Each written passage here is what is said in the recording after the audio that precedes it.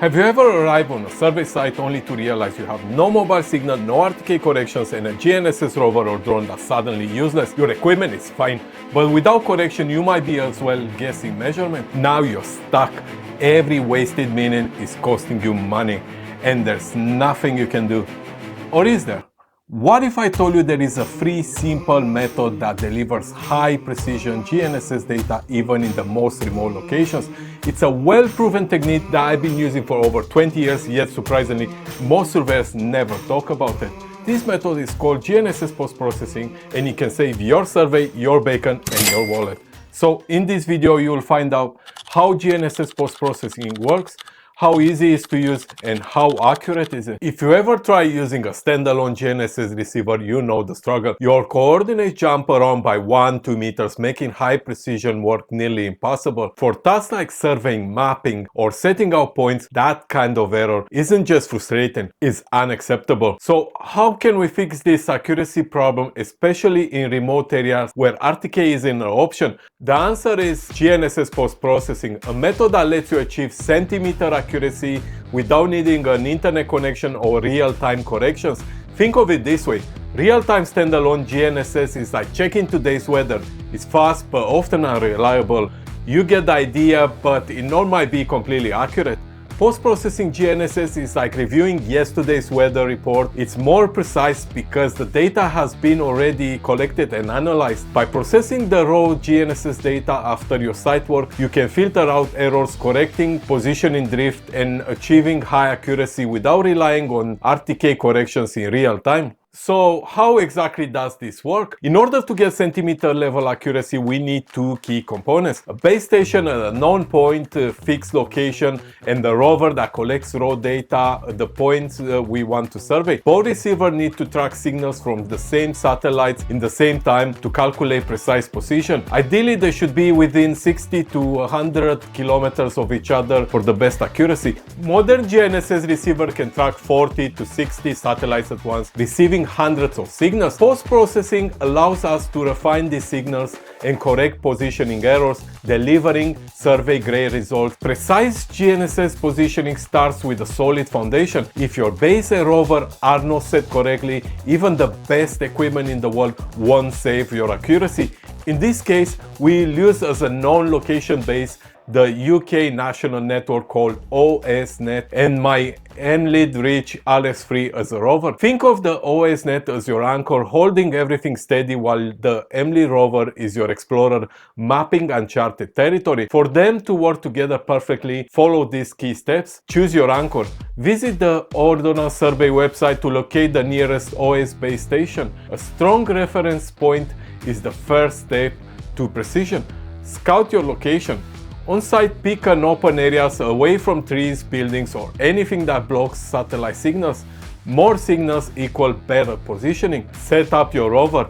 Use a tripod and a tri-brac to keep your GNSS receiver stable on a new control point.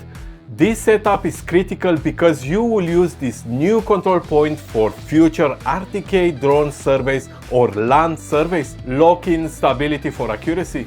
Once you set up, keep the receiver perfectly still for 40 to 60 minutes to ensure high quality data collection. Tripod is the best bet for long-term stability. Any movement will introduce errors into your survey results. The process is simple. You will need to measure the antenna height and write it somewhere. Connect your mobile phone to your Emlid receiver. Disconnect the IMU to save battery. You will not need the IMU because your receiver is on a tripod. Go to login and make sure that you select your country's configuration or create a custom new one. Once you're happy with it, you can press start recording and wait. Once 40 to 60 minutes pass, you can connect back to your Emlid receiver.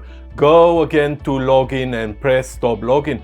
Once you get back to an area with an internet signal, you can send the login files through the internet for processing. When we arrive at the office, we will need to go to the Ordnance Survey website and download the RENEX files for our nearest OS base station. In my case, it's Glasgow. We'll need to introduce our site's coordinate or the postcode. You will need to introduce the date, the start hour, and the end hour for your data logging. It's very important to know the exact date and time when you collect the data.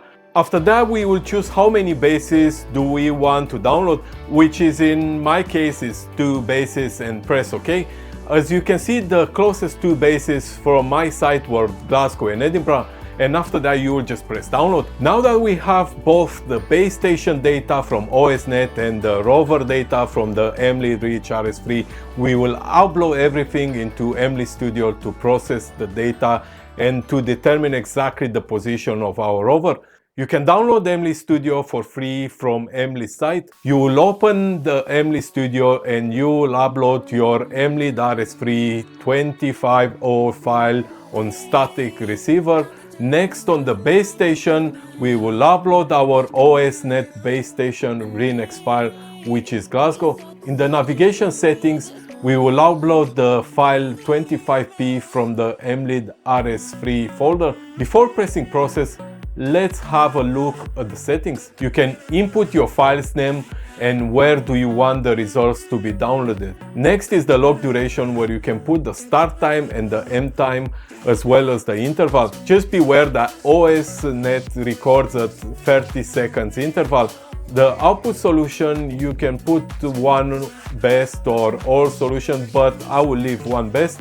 Filter type, I will leave it combined. Elevation mask means the angle that your receiver filters the satellites. A narrower angle means less satellites but more accurate solution. If you have any issues, I recommend to contact Emlid technical support. They are amazing and they help me a lot when I get stuck. We leave the rest of the settings as they are and we press process. As you can see, I managed to calculate a fixed solution. Accuracy is the heart of any successful survey.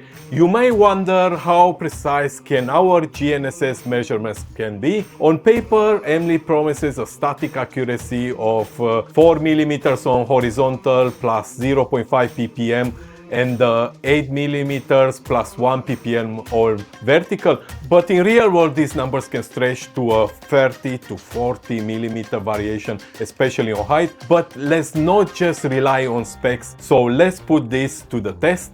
What I didn't mention earlier is that on this site, I already had control points set up using a total station traverse from known points.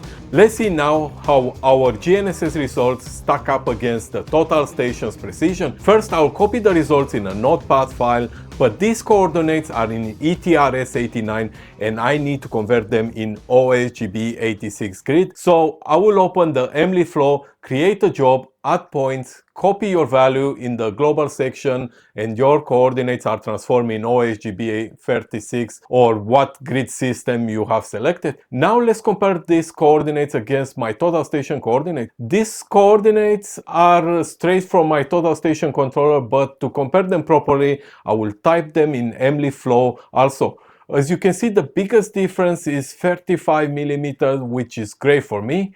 Now, all you need to do is to go back on site, set your base on the new control point, and connect your RTK drone or your GNSS rover to the base. But Emlid Reach RS3 is not great only for static or PPK surveys. It can be also a great RTK rover for your surveying jobs. If you want to find out more, watch out this video.